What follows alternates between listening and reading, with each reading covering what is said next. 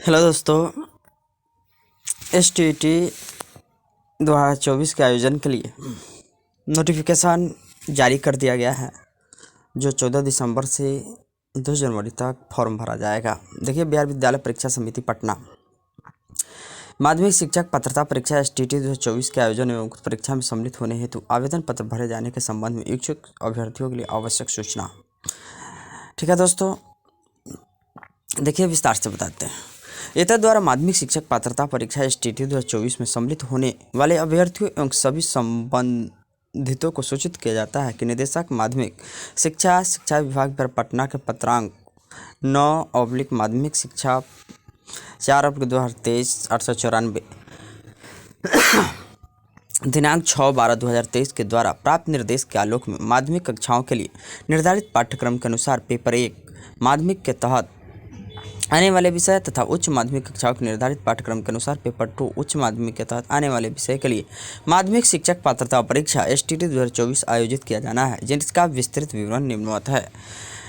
संरचना है कि पात्रता परीक्षा के प्रश्न जो होंगे वो बहुविकल्पीय होंगे। बहुविकल्पीय का मतलब हुआ कि ऑब्जेक्टिव टाइप के क्वेश्चन होंगे। प्रत्येक प्रश्न का 1 अंक निर्धारित होगा और इस परीक्षा में कोई भी नेगेटिव मार्किंग नहीं होगी। ठीक है दोस्तों, सबसे पहली बात कि इसमें नेगेटिव मार्किंग का प्रावधान नहीं है, जबकि अलग अलग पालियों में परीक्षा होगी अलग अलग दिनों को, इसलिए नॉर्मलाइजेशन पद्धति अपनाया जाएगा। परीक्षा के विषय माध्यमिक कक्षाओं के लिए निर्धारित पाठ्यक्रम के अनुसार पेपर 1 माध्यमिक के तहत आने वाले विषय तथा उच्च माध्यमिक कक्षाओं के लिए निर्धारित पाठ्यक्रम के अनुसार पेपर 2 के तहत आने वाले विषय का विवरण निम्नवत है। इसमें दिया गया है माध्यमिक के लिए कोड बनाया गया है कि हिंदी के लिए क्या होगा, संस्कृत के लिए क्या होगा, अरबी के लिए क्या होगा, गणित के लिए क्या होगा। ठीक है दोस्तों, शैक्षणिक प्रशैक्षणिक योग्यता में जो है 3 प्रकार के होंगे। एक है विनिर्दिष्ट विषय या विषय समूह में कम से कम 50% अंक सहित किसी मान्यता प्राप्त विश्वविद्यालय से स्नातक अथवा स्नातकोत्तर में उत्तीर्ण एवं राष्ट्रीय अध्यापक शिक्षा परिषद से मान्यता प्राप्त संस्थान से शिक्षा में स्नातक B.Ed। ठीक है दोस्तों, दूसरा दिया गया है कंडीशन, आप भी देख सकते हैं। तीसरा है नीचे दिया गया शारीरिक शिक्षा के लिए वैकल्पिक विषय के रूप में शारीरिक शिक्षा के साथ 50% अंकों सहित शारीरिक शिक्षा में स्नातक की उपाधि होना चाहिए। ठीक है दोस्तों, इसमें भी दिया गया है विस्तार से कि क्या क्या होना चाहिए। ठीक है दोस्तों, संगीत के लिए क्या होगा। संगीत के लिए सबसे बड़ी बात यह है कि संगीत में आपको B.Ed की आवश्यकता नहीं है। न्यूनतम 50% अंकों के साथ किसी मान्यता प्राप्त विश्वविद्यालय अथवा मान्यता प्राप्त बोर्ड या संस्थान से संगीत शिक्षा में स्नातक उपाधि अथवा उनके समकक्ष अर्हता। मान्यता प्राप्त संस्था के संबंध में किसी प्रकार का विवाद उत्पन्न होने पर प्रशासनिक विभाग का निर्णय अंतिम होगा। देखिए दोस्तों, संगीत विषय, ललित कला विषय और नृत्य विषय, इन तीनों में B.Ed की आवश्यकता नहीं है और आप इस विषय के शिक्षक बन सकते हैं। विशेष विद्यालय अध्यापक के लिए न्यूनतम 50% अंकों के साथ किसी मान्यता प्राप्त विश्वविद्यालय से स्नातक में उपाधि होना चाहिए। विशेष विद्यालय अध्यापक बनने के लिए भारतीय पुनर्वास परिषद से मान्यता प्राप्त संस्थान से विशेष शिक्षा में B.Ed के साथ भारतीय पुनर्वास परिषद के वैध CRR नंबर धारित हो। B.Ed के साथ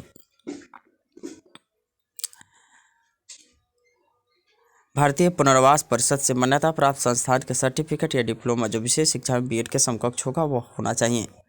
ठीक है दोस्तों, आगे है कि 6 माह का अध्यापन प्रशिक्षण भी होना चाहिए। सबसे बड़ी बात है कि विषय संयोजन कैसे होगा।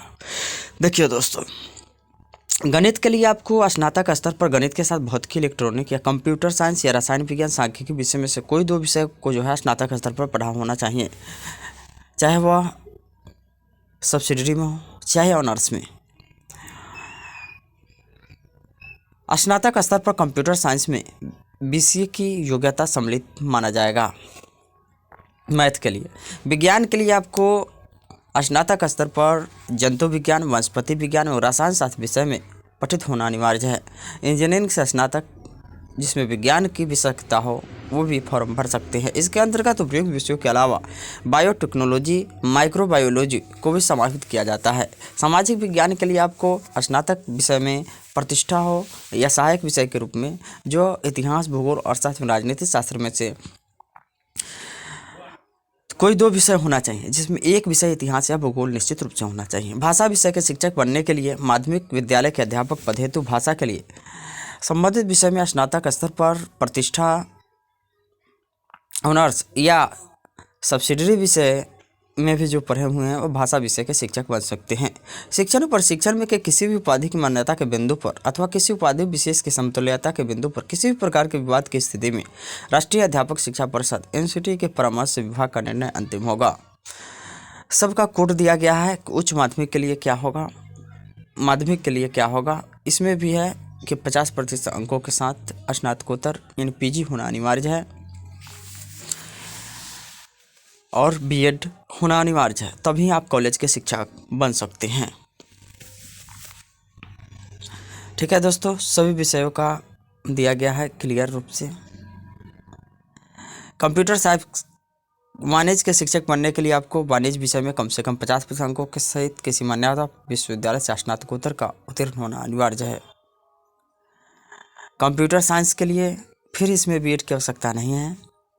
न्यूनतम 50% अंकों के साथ निम्न विषय समूह मान्यता प्राप्त विश्वविद्यालय या संस्थान से प्राप्त होता है DOESCC से स्तर ए एवं किसी विषय में स्नातकोत्तर की उपाधि होना बहुत जरूरी है।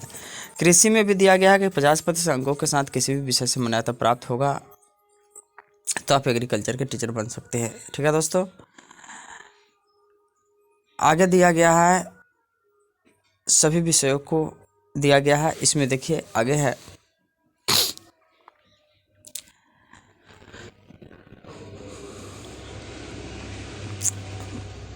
पाठ्यक्रम जो है वह पेपर 1 के माध्यमिक के तहत आने वाले विषयों के लिए राज्य विश्वविद्यालय में लागू स्नातक स्तर पाठ्यक्रम तथा पेपर 2 के लिए राज्य विश्वविद्यालय में लागू स्नातक प्रतिष्ठा स्तरीय पाठ्यक्रम होंगे। प्रश्न पत्र का जो पैटर्न होगा वह 100 नंबर उसके विषय वस्तु से होंगे, जबकि 50 नंबर जो होंगे शिक्षण कला एवं अन्य दक्षता जिसको बाल विकास एवं रीजनिंग को कहा जाता है। अर्हता, आवेदक जो है भारत का नागरिक होना चाहिए। आवेदक जो है भारत का नागरिक होना चाहिए। बिहार राज्य विद्यालय अध्यापक नियमावली अद्यतन तथा संशोधित 2023 द्वारा निर्धारित योग्यता उम्मीदवारी माध्यमिक शिक्षा पत्र परीक्षा में परीक्षार्थी हो सकते हैं। यानी भारत का नागरिक होना चाहिए। कहने का अर्थ है कि पूरे भारत को यह निमंत्रण दिया गया है कि आप फॉर्म भर सकते हैं। युवा वर्ग के कैंडिडेट को फॉर्म भरने के लिए 1/8/2024 को अधिकतम आयु 37 वर्ष होना चाहिए, जबकि महिला के लिए 40 वर्ष होना चाहिए। पिछड़ा वर्ग महिला पुरुष के लिए 40 वर्ष होना चाहिए। अति पिछड़ा का महिला पुरुष के लिए 40 वर्ष होना चाहिए। अनुसूचित जाति जनजाति के लिए 42 वर्ष उम्र होना चाहिए। ठीक है दोस्तों, और समान प्रशासन विभाग के संकल्प संख्या 962 दिनांक 22/1/2021 में किए गए प्रावधानानुसार दिव्यांग अभ्यर्थियों को अधिकतम उम्र सीमा में 10 वर्ष की छूट दी गई है। समान प्रशासन विभाग के परिपत्र संख्या 5374 दिनांक 2/4/2013 में किए गए प्रावधान के भूतपूर्व सैनिक अभ्यर्थियों को अधिकतम सीमा में 3 वर्ष तथा प्रतिरक्षा सेवा में बिताई गई सेवा अवधि के योग समतुल्य रियायत दी जाएगी, बशर्ते कि उनका वास्तविक उम्र आवेदन के समय 57 वर्ष से अधिक नहीं होना चाहिए। माध्यमिक शिक्षक पात्रता परीक्षा का आयोजन प्रतिवर्ष किया जा रहा है। वर्ष 2023 में माध्यमिक या उच्च माध्यमिक का आयोजन किया गया। उक्त स्थिति में माध्यमिक शिक्षक पात्रता परीक्षा 2024 में किसी भी कोटि के प्रशिक्षित अभ्यर्थियों को अधिकतर उम्र सीमा में छूट दी नहीं होगी। यह सबसे इम्पोर्टेंट बात है कि इस बार उम्र में छूट नहीं दी जाएगी। प्रमाण पत्र, माध्यमिक शिक्षक पात्रता परीक्षा 2024 में पेपर 1 और पेपर 2 में उत्तीर्ण सभी अभ्यर्थियों को उत्तीर्णता प्रमाण पत्र निर्गत किया जाएगा। ठीक है दोस्तों, फॉर्म भरने के लिए जो पैसे लगेंगे वह एक पेपर के लिए 960 रुपये, जबकि 2 पेपर के लिए 1440 रुपये लगेंगे, जबकि अनुसूचित जाति जनजाति के लिए 760 रुपये और 2 पेपर के लिए 1140 रुपये। नॉर्मलाइजेशन की प्रक्रिया अपनाई जाएगी इसमें, क्योंकि विभिन्न पालियों में परीक्षा आयोजित होगी, इसलिए नॉर्मलाइजेशन की प्रक्रिया अपनाई जाएगी। प्रवेश परीक्षा की अवधि 2.5 घंटा की परीक्षा होगी। ऑनलाइन परीक्षा आवेदन पत्र भरने और परीक्षा शुल्क जमा करने की तिथि 14 दिसंबर से फॉर्म भरना स्टार्ट हो चुका है, जो 2 जनवरी तक फॉर्म भराएगा।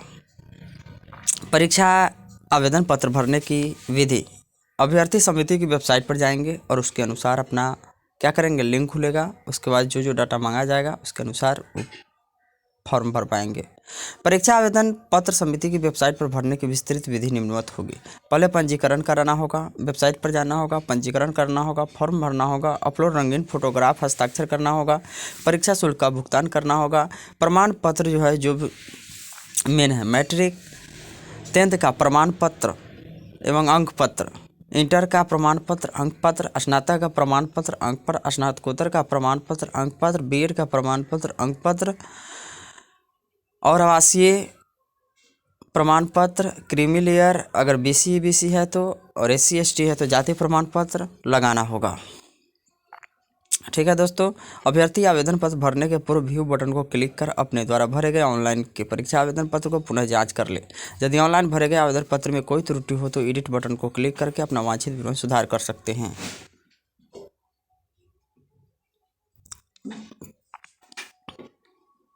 अंग्रेजी के बड़े अक्षर का प्रयोग वर्जित है। घोषणा पत्र एवं आवेदन पत्र पर हस्ताक्षर के लिए अंग्रेजी के बड़े अक्षर नहीं लिखना है, कैपिटल लेटर में अपना सिग्नेचर करना है।